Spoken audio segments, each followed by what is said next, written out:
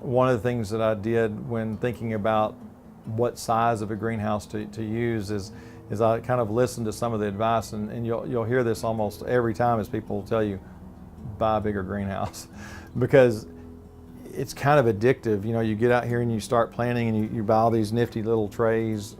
plastic trays where you can, you know, plant things, and you get the potting soil mix, and you can get your seed packets and everything, you know,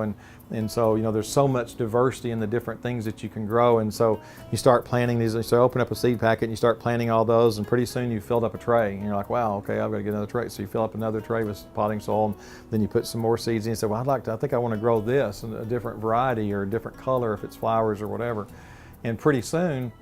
you're out of space, you know, and you're like, I need a bigger greenhouse because you don't want to stop doing it because it's kind of fun. Reality is, even though I can get 6,000 or 7,000 plants in this 12 by 24, which is a lot of plants, I still filled it up. So, you know, I don't know that you can have